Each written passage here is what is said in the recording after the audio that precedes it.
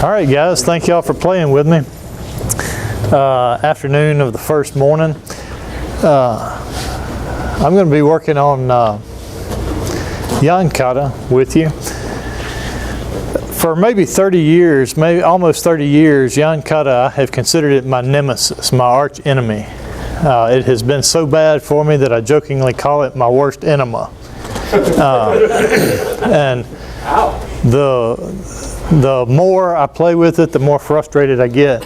So I got to thinking about why all that failure over all that time, and I remembered back to Mac McNeese telling me, this stuff is judo. Even if you call it aikido, it's judo. And a Jew is supposed to be gentle and easy and natural. And if it's not, you're deliberately thinking about it wrong and trying to make it harder than it should be. So, and I think that really is the problem that I've been having with Yan Kata for 20-something years, is overdoing it. What's the idea behind Yan Kata? What's it about? I thought it was up and down. Okay, ups and downs, and it's failed releases, and I was always told it was obliques. It's about releases and weird angles. It's about kazushi.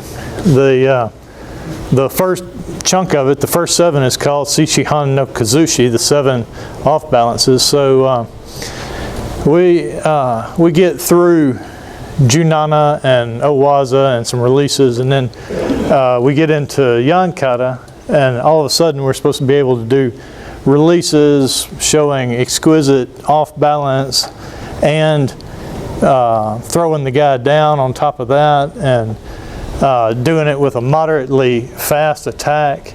And this is probably, nobody told me this, but I probably handicapped myself by thinking that you have to be able to apply this stuff to self-defense or it's useless.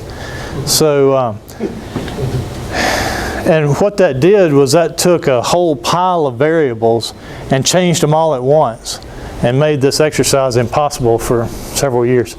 So the way that I have started to get a grip on it in the last few months is to take all that out. First, I managed to convince myself that it doesn't have to be about self-defense right now. Maybe later on I'll figure out what it has to do with self-defense. And it doesn't have to have a moderately fast attack. So that's enough grandstanding and talking. Let's check this out. A preliminary exercise. He comes up and gets a grip on me, and I reach into his center. I push into him just enough that I take the slack out of my skin, and I can feel him. And I want to, the exercise is for us to trade places. All right. If I can get him to do that, I can probably throw him down here in a little bit. So reach in and try to turn. The problem that we immediately find is if I turn 180 degrees, then I tear this connection up. All right. So I have to change this connection much less than 180 degrees at a time. All right, so I push into him, and then I change the direction of this push about 90 degrees up. And then I change the direction of this push about 90 degrees over here. And all of a sudden his root is torn out of the ground, and he's a little more compliant than if I try to do this to him, right? All right, so this is the first exercise. This will become Yan Kata or something very like it momentarily. Reach into him far enough to take the slack out of your skin. Once you have reached that far, change it to where you're holding up a pizza on a platter. And once you do that, a little bit of Garuma, and see, can you trade places with him? All right? play that and see how you do. Here's you a little more thought on that, a little elaboration. All right, so the degree to which I'm pushing into him is just enough to take the slack out of my skin. Grab with both hands and check this out. I push in. Any push on him, if I push him here and he doesn't fall over, that means that he's pushing back on me, right? So I push in enough to feel a connection, and I know that he's not falling over, so he's got to be pushing back on me. As I scoop under that, that's taking away my push and replacing it with an up, right? So I've tricked him into pushing back on me, and I've replaced my push with an up, right? When I do that, I've tricked him into attacking me like that, right?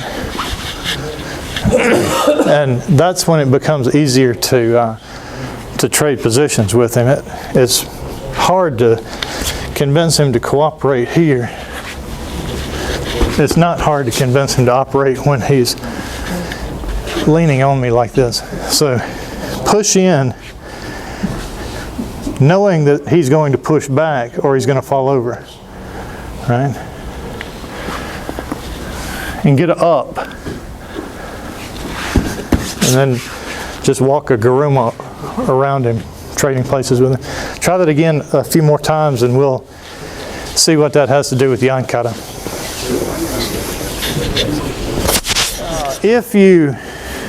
I've said this 2 or 3 times, so I'll say it to everybody. If you lock his elbows and shoulders, then this is about as far as my elbows will scoop under, because if I push them further, I'm going to tear the connection loose. All right? I don't want to tear the connection, and I want enough freedom of motion that I can scoop up under him and bear some of his weight, right? So I push in. Maybe I turn my wrists a little bit to deliberately unlock his elbows. Mm-hmm. There we go. Mm-hmm. So now he's resting on me, where if you lock his elbows out when you do this, you either break the grip or you project him backwards. Okay? So if the guy is falling back off of you, or if you have a compliant uke that is still trying to like swing that way, if he's swinging wide or falling off of you, then you're probably pushing him off of you. Okay? So push in, get up under him,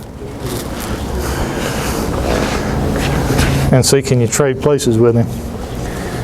All right? Play 1 or 2 more and we'll switch magician. Around the same time that Ueshiba was alive, and she had a whole set of cool tricks that nobody could explain that she attributed to like magical magnetism and electro. Yeah, magnet girl. So she did a bunch of tricks with chairs and with sticks and that sort of thing.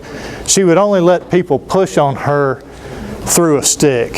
So I hold a stick up. I'm trying to find a place where I can preach to everybody. Just to the camera. So he pushes on me, and I push back on him, and he knocks me over, right? But I tell him, push me over, but watch out, because I got spooky powers, and I'm probably going to throw you on your head. So keep that in mind. I might hurt you. All right, push.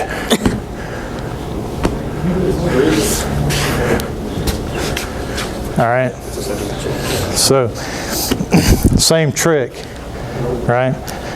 If she were to push on him when he pushed on, that bridge would throw her back. But as soon as he starts, he takes the slack out and she changes it to a up. And oh, come on, but don't hurt yourself, because I'm spooky like that. All right, and then she would like stand like this and have a chat with the audience and that sort of thing. But it's the same. She said in her book that she never realized even what she was doing until she got a college education years later and took some physics or something. But that's the same trick. All right, let's see how this happens more like Yan Kata. What if he comes up and grabs one hand? Can I do that same thing? Push in, reach up until I unplug him, and he will be willing to trade places with me.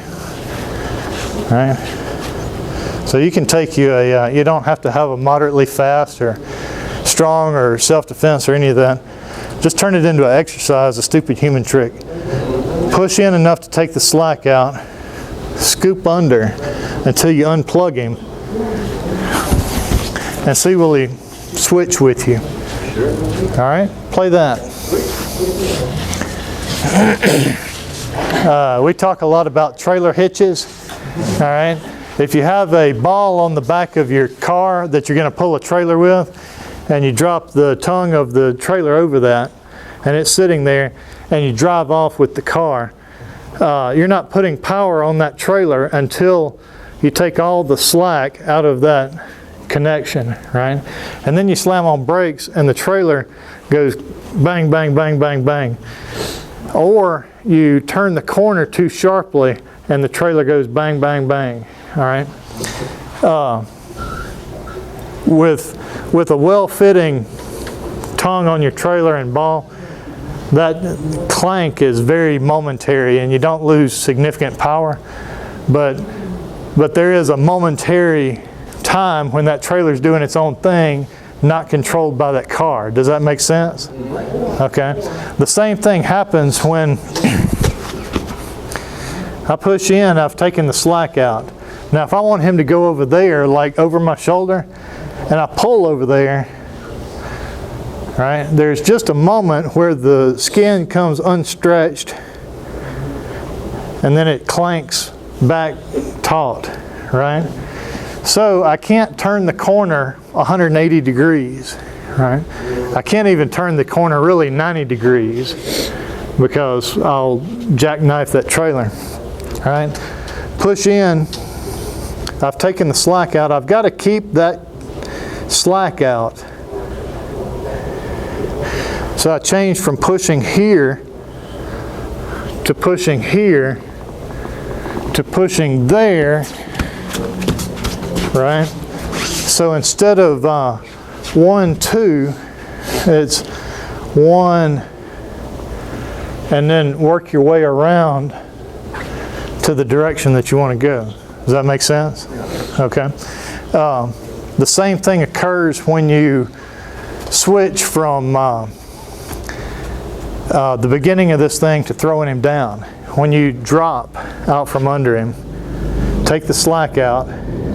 I can't just come over here and then snatch him down because I tear the connection or it clangs back and forth and I lose control.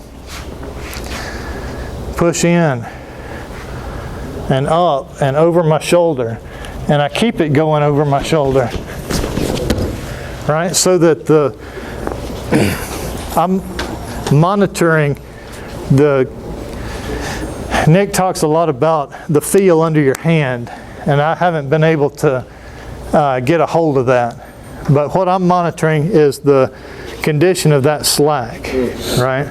So if I get the trailer that I'm pulling on clanging back and forth, then something's wrong with that. I've got to keep all the slack out of it.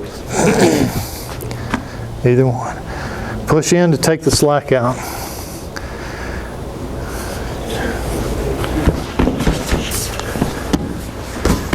All right. Okay. I want him to come over here where I am and fall somewhere over there, right? I can't do that by pulling because we get this sort of thing going on, right? So I've got to work kind of a wide circle, and I've got to make whatever motions with my arms keep that slack out until I get a step that I can identify the line and drop. Does that make sense? So if you go that slowly, a couple of reps, I don't care which one you play with, but try to keep track of the feel of that. All right? And then I'll show you the real magic. I think y'all are having great success with that. Here is one that you're liable to have even more success with because it's more familiar to you. Release 1, you've done since day 1, and it looks like that. And then we get to whatever level we start practicing Yan Kata, and they start telling us stuff like in motion, compliant uke, throw the guy down, do it short and sharp, but make big motions. And I'm like, short and sharp and big motions. Okay.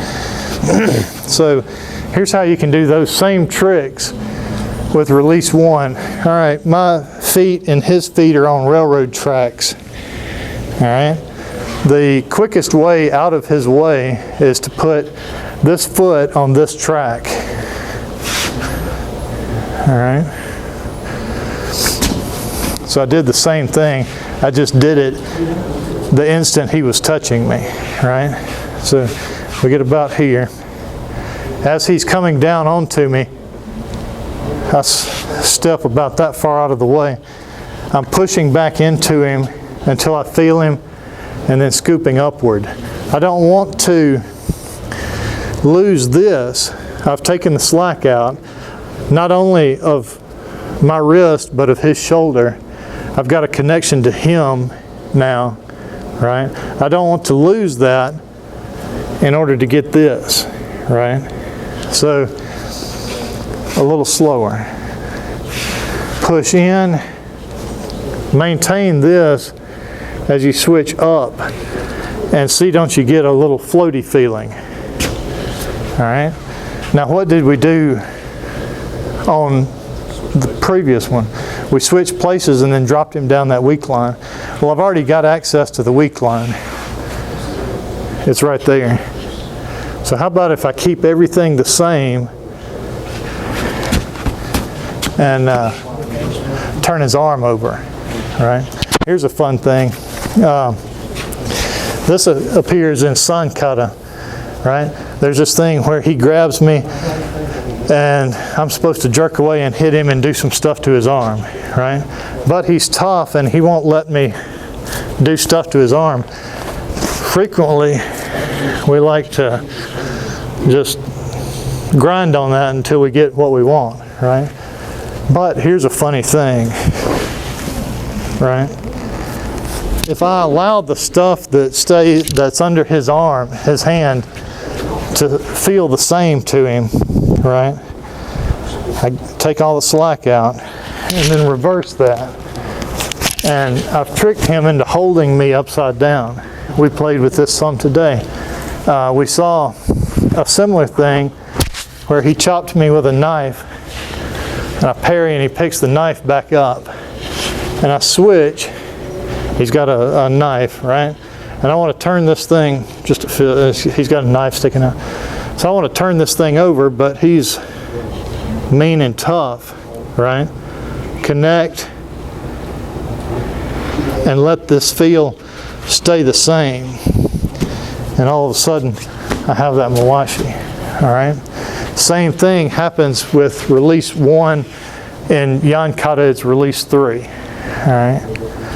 So I step over here, push into him, maintain that connection, and up, and maintain everything that I've got as best as I can, and turn what's under his arm over. Okay. Let's do this one and try to stay put. All right. In, up. I want to drop this shoulder that I'm connected to into that line, upside down. Oh, look at this. All right. So again, with everything that I've done previously, I'm like feather light, momentum, and then I can do my thing and throw him over there and look okay.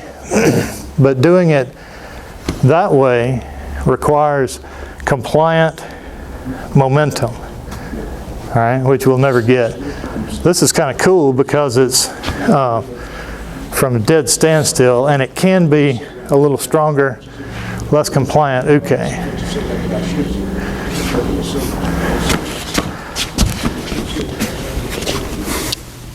All right, what you think? Kind of cool.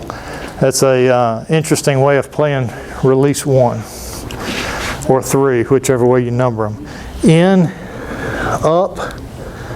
Now I have a giant wrench with a real heavy body on the end of it. Drop his arm upside down into that hole, and if you want to throw him, stretch him out just a little. Once you get that, it can be just like a breath of intent. What do y'all call that? Kokyu. Right? It can be just like, once you have all the prerequisites, it's like, and he's gone. Play that. It's kind of fun. Let's circle up. We've probably beat that thing to death for today. There is a lot more coolness in the exercise for tomorrow. There's more? There's more. Here's your preview.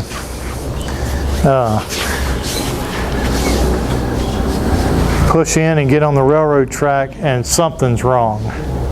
So without tearing the connection, switch from here to here. All right. Then for right now, let's discount number 7. Number 7 is basically a giant number 1.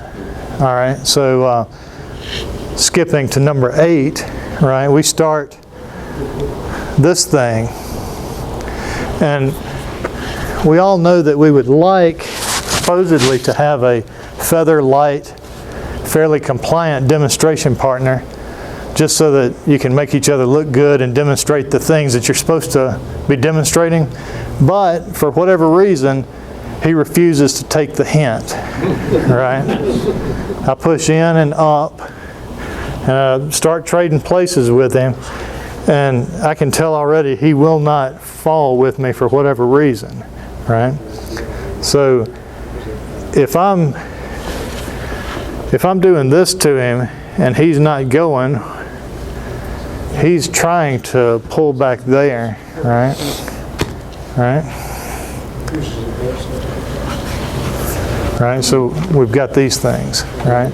And we've got here, he won't fall over in the hole with me. So if I'm trying to get him over there and he's resisting, he must be going over here, right? So we'll play with that stuff tomorrow. All right. Thank y'all. Y'all feel like you had some success with that? It's something that you can play with in class if you choose to. All right. Success. About a 5-minute break, then Vern will hit us with some... Now we're re-forwarding back to where we had started, because what reminded me of that was we get here and I try to, we get here and I change places with him And then all of a sudden, I figure out that this is not the thing. He's not leaning in over me. He's refusing to do this thing. So it's a release 2, it's a purse snatching release, whatever you want to call that thing, which we just saw didn't work good if you spoiled the connection during the middle of it. So we practiced a little bit with just the release, keeping the connection, and at the end unplugging him. All right. So take that, and when you practice it in class, apply it to the counter here. Oh no, he won't go with me. All right. See, can you make that transition? I screwed it up. Let's do it again. Okay.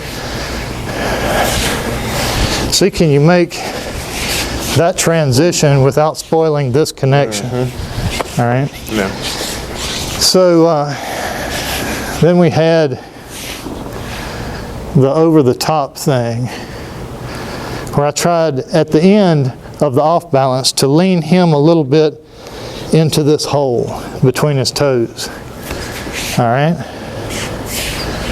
And we said if you have a compliant or smart uke, once I get here, I'm like, now's the time. Come on, if you're going to do your thing, that's a good time. If you have a knucklehead who refuses to go in the hole with you, if I'm pushing here and he's not, where's he going?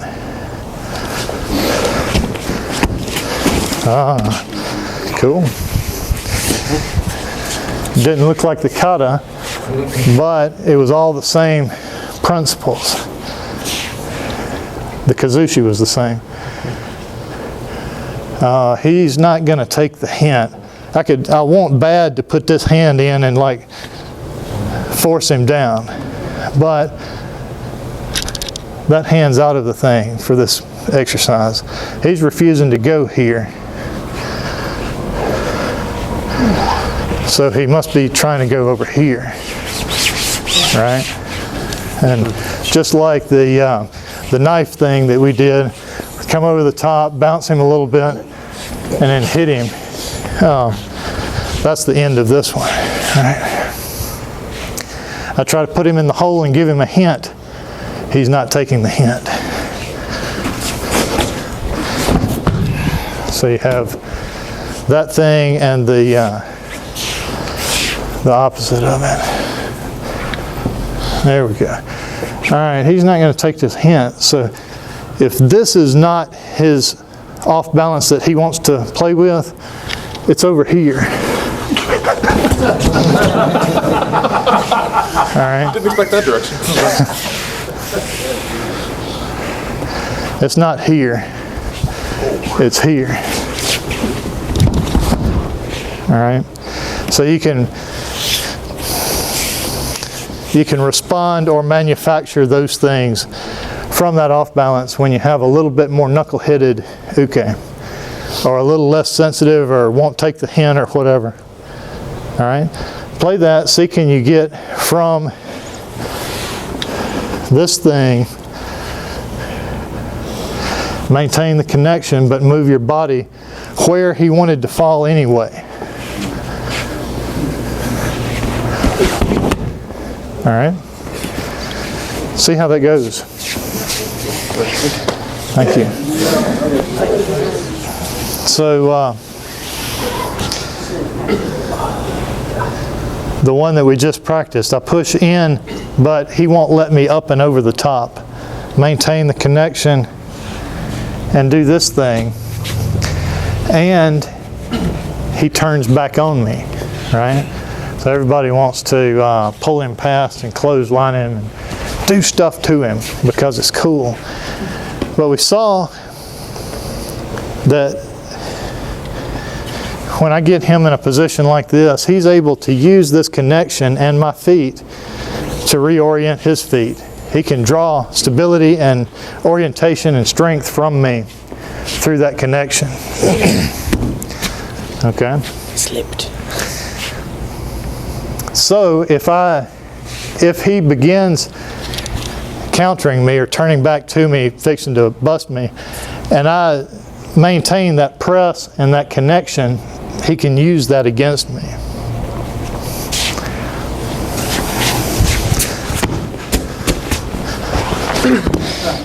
Why did that happen? Yeah, I let go. If, especially if I clamp at the shoulder.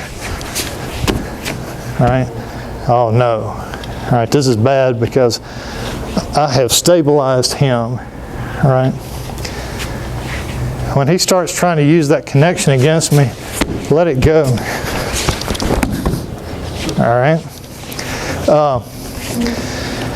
What you will see is, this is kind of interesting. Henry showed this to us.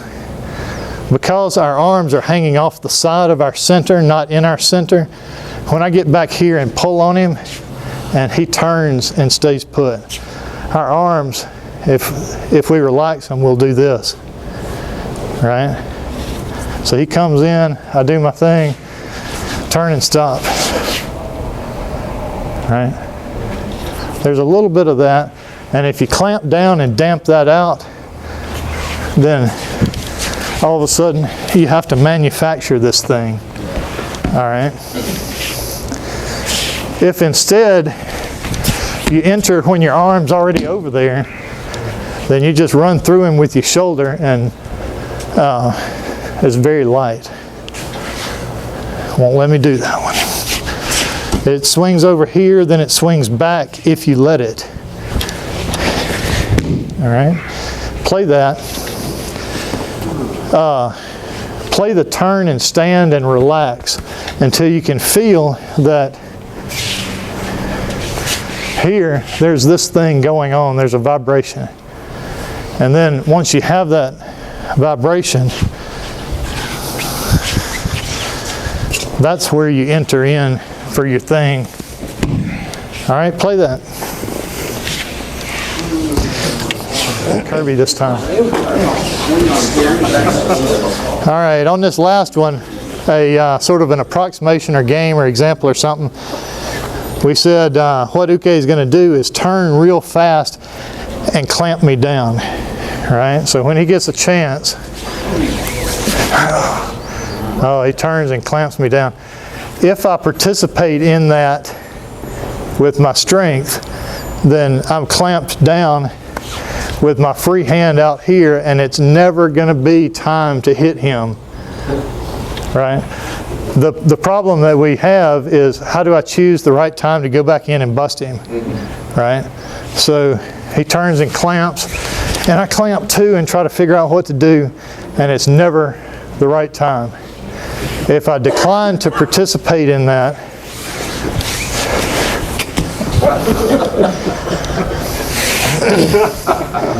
that vibration takes over, and he doesn't have anything to deal with.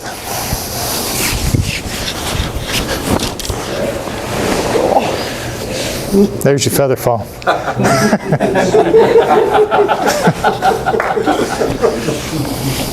All right.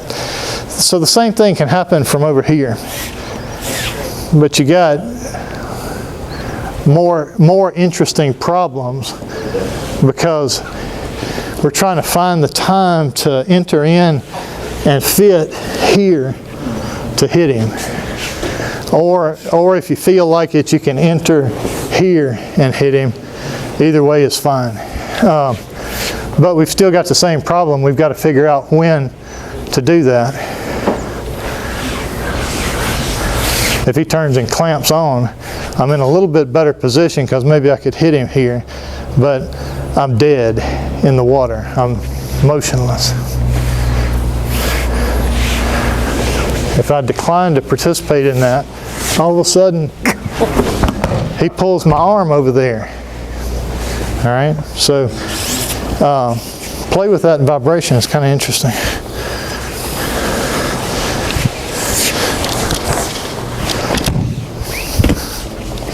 Thank you.